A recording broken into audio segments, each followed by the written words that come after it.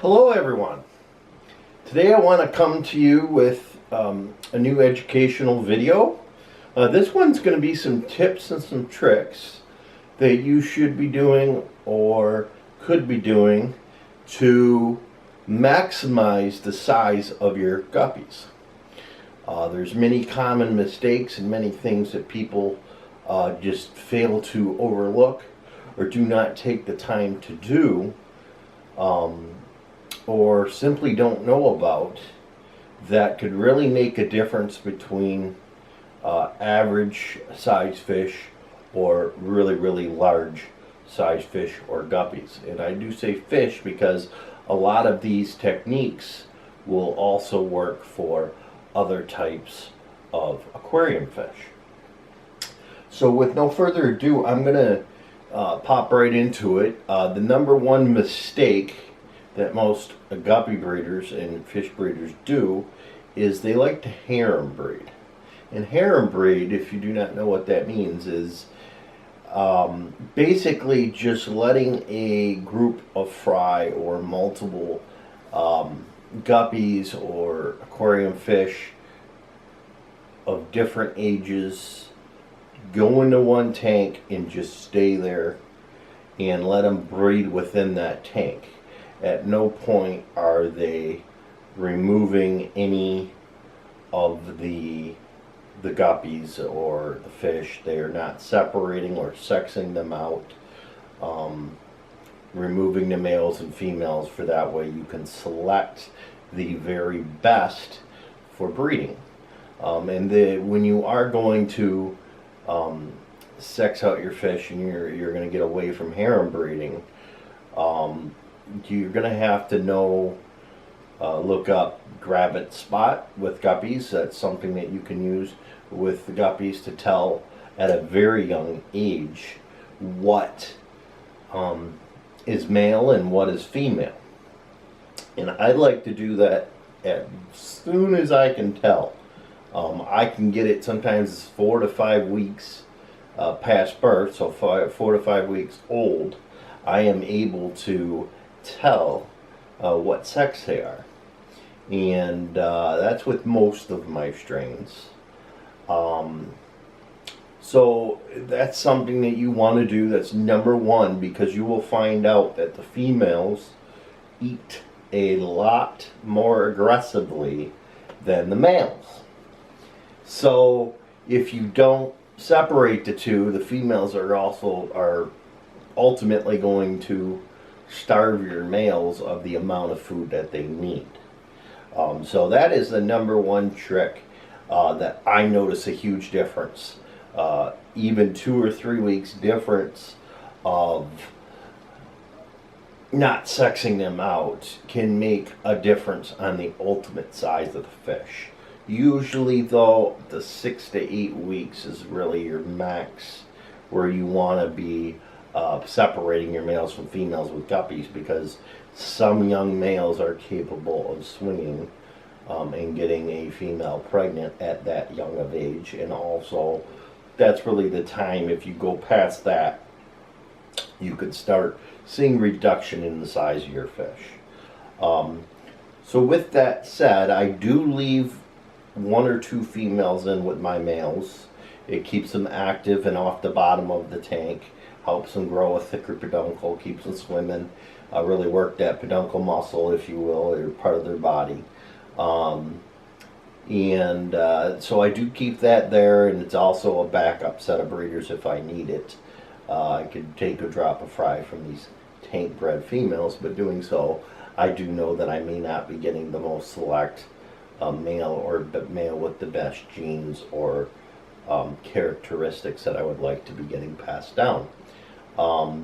However, another negative of leaving too many females in, and usually I only want 1 or 2 in with my males, is they can release a hormone into the water that will then stunt the growth of the males. And this is something that I learned from now late Jim Alderson. It is something that not a lot of people know, some people don't believe in, but I've seen it myself. I've seen some have at least seen some size differences, so I don't know. You know, I've done it with tests where I've had equal amount from one drop in one tank, an equal amount from another, of both males and females, all out of one drop. And I will add a couple extra females to the one. And even though I had fed enough to keep up with the feeding of the extra females, I did notice a slight reduction in size of the tank with more females. So this is something that I do, and I like to keep, like I say, no more than 2 females in with my males after I'd selected or sex them out. And that's, you know, basically you want to just keep them females separate and grow them up in a different tank as they age from the males. And then you can go at the 3 to 4 month mark, select your best males, best females, put them together, and that's more your ideal time to start breeding them. That leads me to the next number 2 mistake that people are not doing, or they are doing, is crowding. In a young batch of fry, you can get away with, you know, 40, 50, 60, and say a 10-gallon tank. But as they age, once they start hitting that 4 to 6 week mark, I really don't want more than, say, 15 fish in a 10-gallon tank. 5-gallon tank, you know, you can cut that in half, 7 or 8 maybe at that age. And by the time they start getting to that 5-6 month mark, 8 to 10 is where I like to be. That's to maximize your growth, make more food available to the fish that are in there. Some people, Stan Schubel, got away with more fish per tank and still had quite a few big. But even then, when they got really old, I was seeing them stay down to about that, about those levels, sometimes a little bit more. But there's a good reason why he was able to do that, and I've figured it out, and I will share that with you in a minute. But for me, I'm constantly looking for a reason to dispose of a fish when it turns into guppies. You know, especially with guppies, they produce so many. You can't keep them all as much as you want to. You really can't if you want to maximize the best. And if you're having 50 to 100 in a drop or more, I've had, believe it or not, I've had 475, I believe was the count, one time out of a drop of fry. It was I think it was a solid snakeskin or a variety of snakes, and I can't remember exactly which.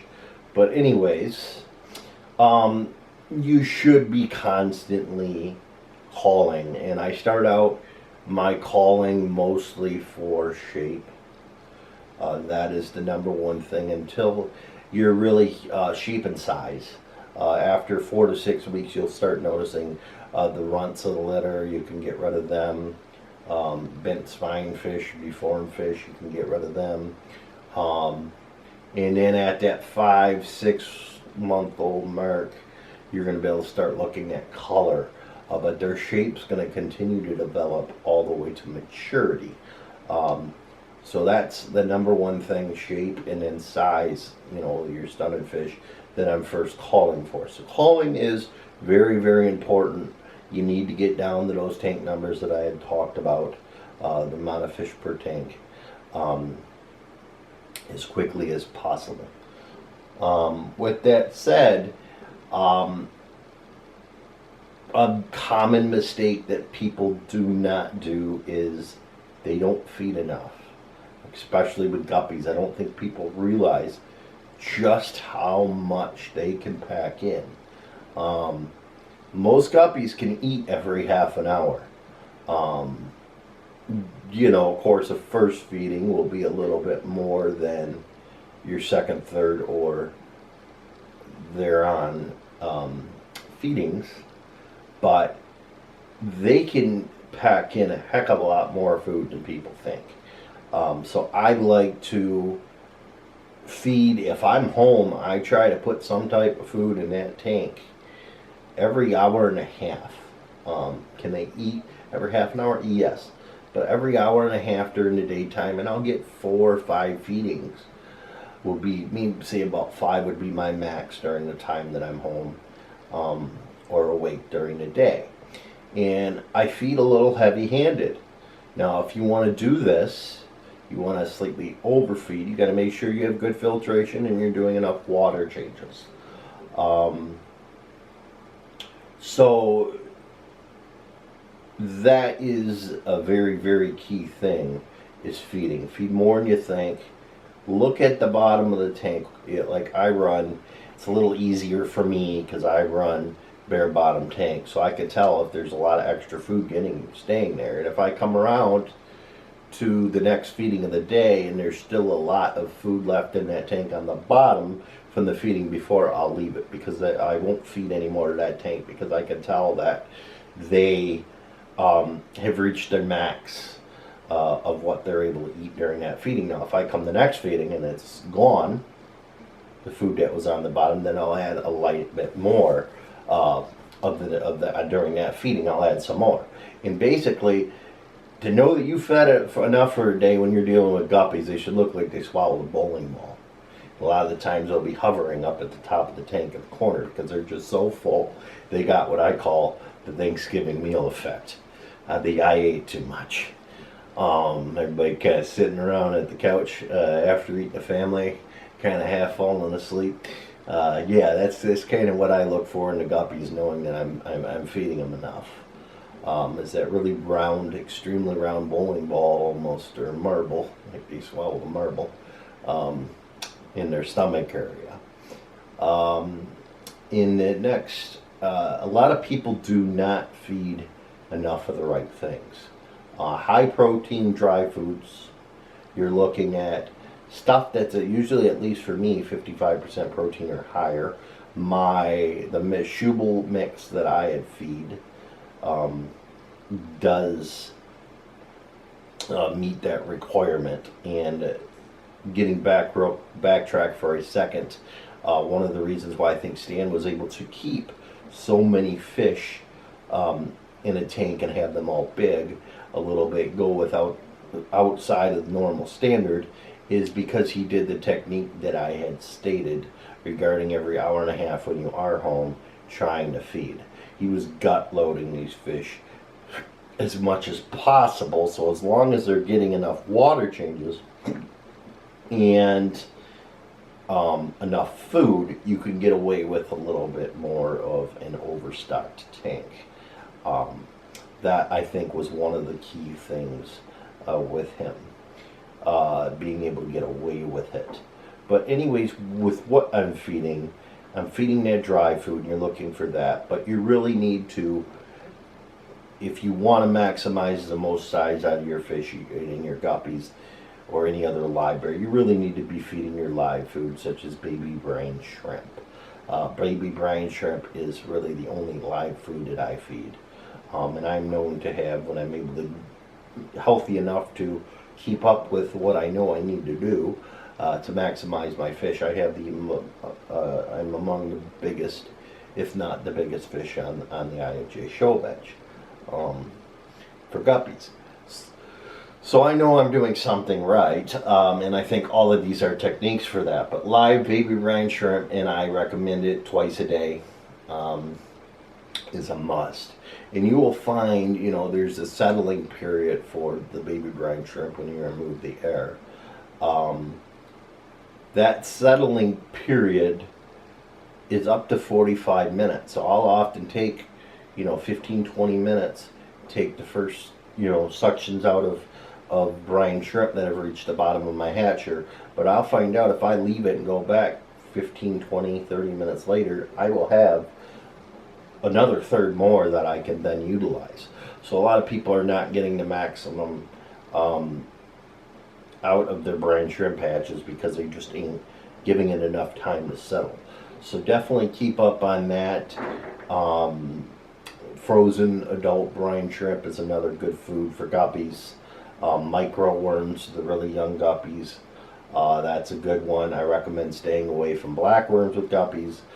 They do carry a lot of diseases that guppies just cannot handle. Even your experts such as Jim Alderson, time and time again, tried and failed. So I recommend not feeding black worms to guppies, because eventually it will bite you.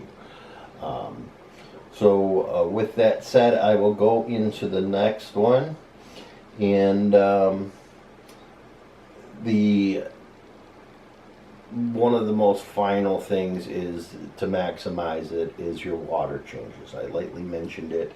I typically do about a 35 to 40% water change on all my tanks over the course of, or 3 times a week. And I'm able to do that much, thankfully, because I have an automatic water change system. I have another video posted on my automatic water change system.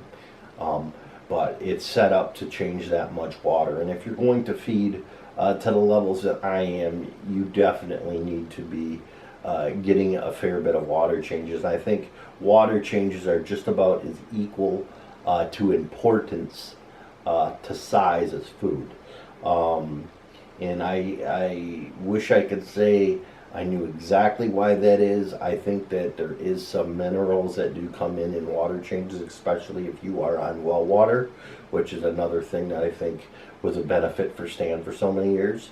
There's getting a lot of natural minerals that the fish are then able to use and convert for growth that are coming out of the well water. And I'm in the same section, I think, now, because I am currently on well water.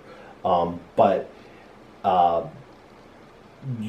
doing that water change besides giving that nice clean water at good oxygen levels, it can carry the good oxygen levels, they're also being able to get some natural minerals out of that water, kind of replenishing your natural minerals. And the final thing, if you really want to see the best growth, is I call it generational size.